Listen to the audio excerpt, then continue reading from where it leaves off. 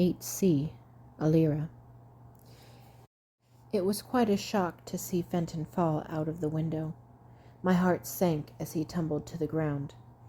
I wasn't even sure what I was seeing when he was mysteriously saved by vines tearing out the window behind him.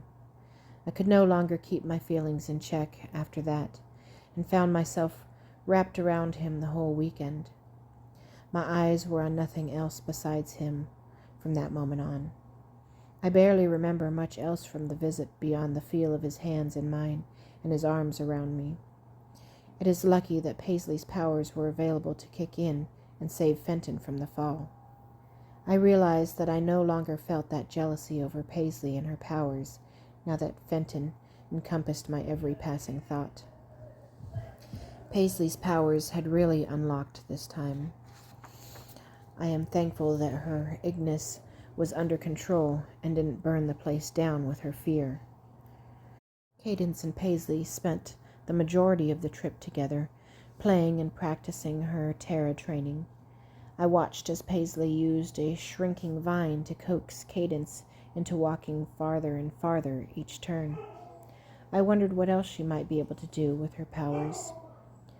Fenton's hand went to my back and slowly ran across my shoulders, throwing the thoughts from my mind.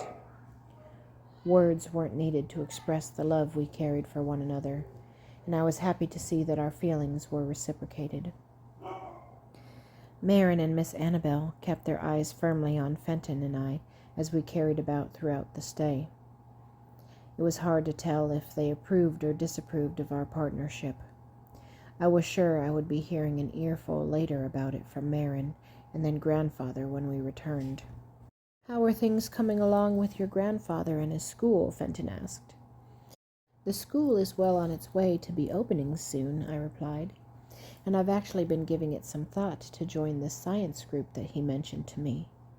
It will be advantageous to me and my herblore passions to gain more knowledge, especially with Paisley coming into power, of flora and fauna." "What would you do in this group?" he queried. "I'm not quite sure yet, but Grandfather assures me that I would be a welcome addition and that I have a keen head for science," I answered. "Well, I would love to see if that is okay with you," he said, blushing slightly and lowering his head.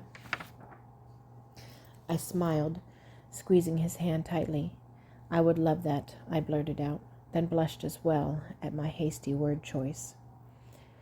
Marin was heading over towards us, and I knew it was time for us to head back home. I didn't want the moments to end with Fenton and go another week without seeing him. I stalled for as long as I could, but Marin just smiled and shook her head.